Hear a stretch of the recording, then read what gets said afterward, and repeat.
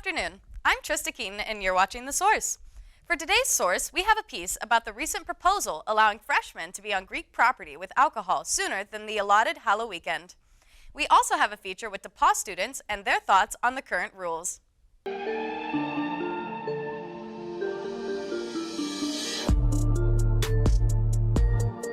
DePauw, for the last 18 years, has had a ruling prohibiting first-year students to attend Greek events with alcohol until they are relatively 10 weeks into the semester.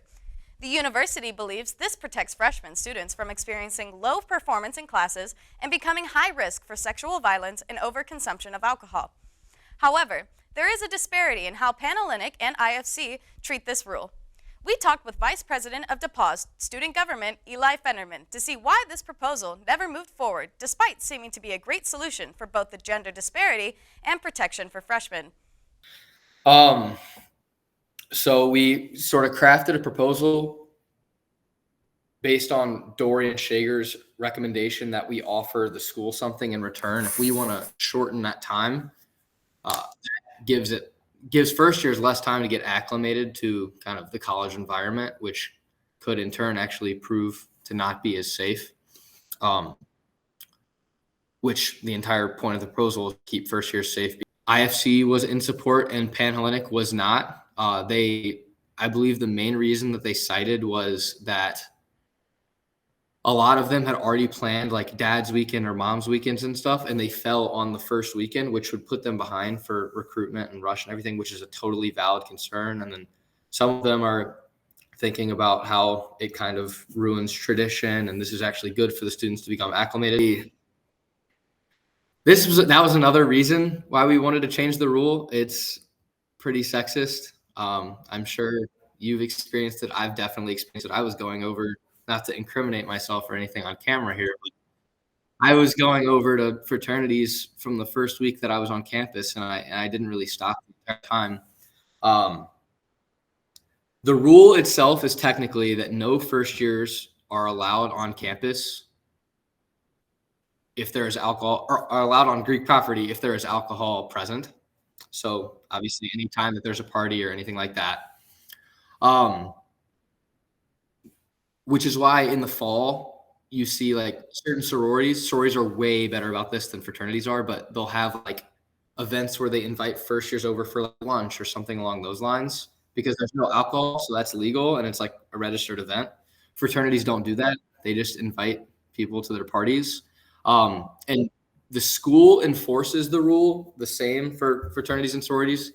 The difference comes into play when you look at the fact that IFC doesn't really enforce it and Panhellenic does. Kind of touched on earlier, our job is just to make whatever the students want happen. So we're just representing them. So if you think, not you specifically, but if the campus thinks that the rule should change, then we'll do our best to kind of make the school change it and do whatever that entails. So only time will tell on that one. If people do want to change it, we will. In terms of, do I think that freshmen will be safe in their first time out? I hope so. Student government is doing what they can. We tried organizing a training, but it fell through and we're no longer doing it. We out a campus-wide email, or at least just an email to first years. I believe today, actually. Yes, today. About safety and resources. So like medical amnesty policy. A lot of people don't know about that, especially not first-year students that haven't been going out. So just trying to inform them on the resources that they have available to stay safe. We now ask DePauw students how they feel about the rule and the failure of the proposal. Okay, so what is your opinion on freshmen going out for their first time on Halloweekend? I feel like going out on Halloween is probably a very overwhelming time for that to be your first time out. Everyone's out, everyone's dressed up, and it's a really big risk weekend just for campus as a whole. I feel like if they had pushed it forward a little bit, that would have been safer for the freshmen. But I also feel like the proposal for freshmen to been allowed to come out earlier should have come out before the start of fall semester. That should have been a proposal that came out in spring semester for DSG to consider. So I understand why they had to keep it at Halloween for this year, but I hope in the future that they move it to sooner before Halloween. Like being safe, like yes, like we should get drunk. Not we should, but get drunk, get lit. But like also just do it safely, or at least make sure you have someone in contact. because it's like there's nothing wrong with having fun and freshmen being out. It's just when you can't control yourself or like you're belligerently drunk, then you're kind of putting it at risk for everyone else. We now move into the War Room, a segment of The Source, with PAC student and researcher Jake Wood. Thanks, Trista, and welcome to the War Room. The Russian government claims to have carried out a nuclear strike simulation drill on Wednesday, October 25th. The simulation drill was personally overseen by Russian President Vladimir Putin. When asked about the details of the drill, Russia's Ministry of Defense stated it was, quote, to practice dealing a massive nuclear strike with strategic offensive forces in response to a nuclear strike by the enemy.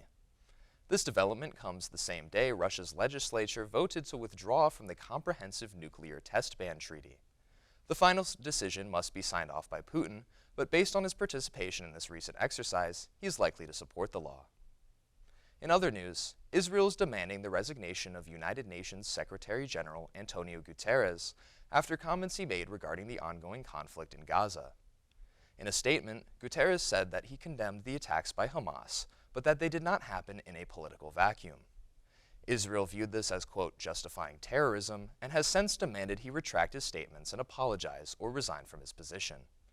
Since the conflict escalated earlier this month, an estimated 1,400 Israeli and 6,500 Palestinian civilians have been killed as a result of the violence. Israel also continues to maintain its blockade of the Gaza Strip, including cutting off water supplies to the territory. That's all for the War Room. Be sure to follow us on all social media at D3TV to stay updated on the real news.